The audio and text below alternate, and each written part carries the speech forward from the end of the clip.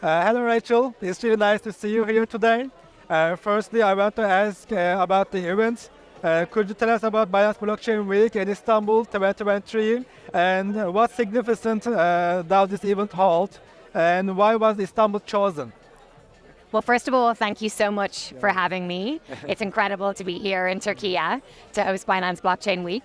As you know, this is our third annual event. It's our biggest event of the year. You know, we do a lot of meetups and other events around the world, but this is our biggest event. And really what it is an opportunity for the industry to come together, whether you be a trader, an investor, a founder, to come together and really have an open debate and discourse on how we shape, the future of blockchain and where we are today, and where we can move forward to open up this wonderful industry to so many more users. To answer your question about why Istanbul, I was in the privileged position of making the decision with CZ&E, and obviously it was a very easy decision to make after Dubai and Paris. Turkey is our fourth largest market at Binance. If you think about, you're way above as a country the global penetration. 2 in 5 Turkish people hold cryptocurrency, and you're enormous potential here for us both to learn on how we open up to more markets, and also to encourage to thrive the industry here as well. I think everyone is happy for your decision. Yeah, we're delighted to be here. The food alone is great. So Rachel, secondly, I want to ask some marketing question. The marketing strategies in crypto space appear to be quite simple, often involving influencer partnerships and major brands sponsorships. And Binance just announced its next 1 billion user project. And everyone is waiting for this announce actually. And what awaits us, firstly, and how does Binance plan to change marketing in the crypto ecosystem? Well, I think we're in a really privileged position that Binance built a lot of what is the marketing playbook, over the last 6 years. And we're very lucky that those practices have helped us get to 150 million users.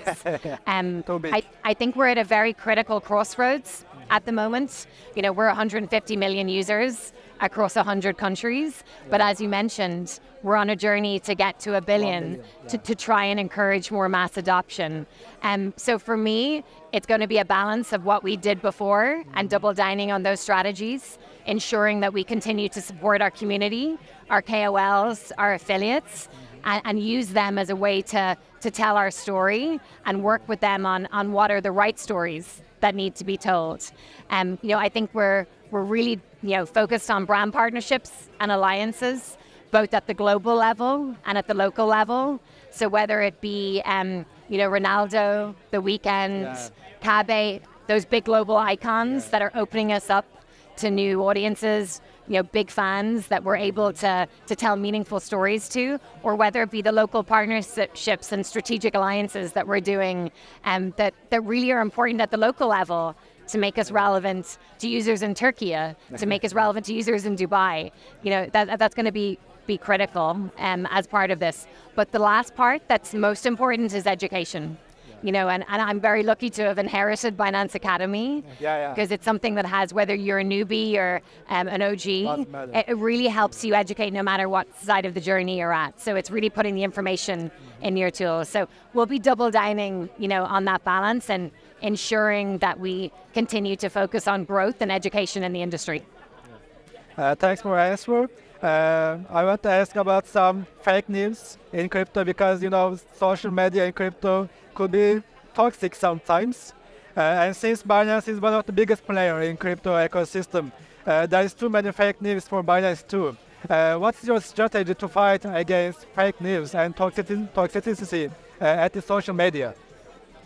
Being the biggest is both a privilege and a challenge. And I'm Irish, so I always say what Oscar Wilde said, it's better to be talked about than not talked about. But no, in all seriousness, for us, it's really ensuring that we are very transparent in terms of our business practices. We focus on the community to tell the right stories. We work with the right media, such as yourselves, to ensure that we're really understanding what the marketplace needs. Also, CZ helps a lot.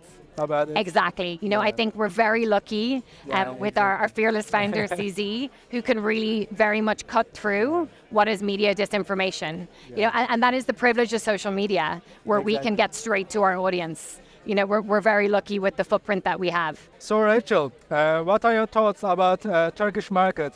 Is there any specific things that you want to say about Turkey? What is Binance Global's assessment about Turkish markets?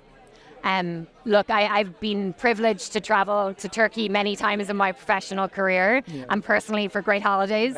But, being here over the last few months frequently to set up for this event, it's really clear and evident that this is a thriving ecosystem.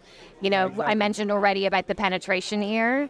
We're seeing some it's not just about crypto traders, though. It's really about the entire ecosystem and the new technologies and new innovations that we see coming out. Last time I was here, I spoke to some phenomenal guys who were working on new UI and UX ideas for how we optimize the industry, which is a big battleground for us as Web3 companies and platforms. I'm really excited to see what happens out of the next 2 days. We've got such a convergence of international founders, investors with the local community. I'm hoping that in the next 3 to 6 months, we see some exciting ideas come from this. But no, we're going to be double downing on this market. We're very lucky what we've built so far between the Turkish exchange, catering for users locally, as well as the brand awareness here is phenomenal. So really focusing on just telling the stories from here and how we can ensure that they're seen on a global landscape. It's the perfect meeting, crossroads for the world. And lastly, what are your projections or expectations for 2024 as a whole general crypto ecosystem? What do you wait? Oh, I wish I had a crystal ball. It would make my job a lot easier. No, in all seriousness, I think 2023 has really been about resilience. And, as you know, it's very true to Binance. We're building. Yeah. Sure. We're in a bear market at the moment. We're seeing some rallies, fingers crossed. But no, I think we're really focused on our product. We've just announced the new Web3 wallet. We're very excited, about how we enhance existing products and how we bring new products to the marketplace to ensure that we continue to be the leader in the space. So that's going to be a big focus of us for 2024. So Rachel, thanks for answers and for your time. Thank you so much for having me. It's been a pleasure.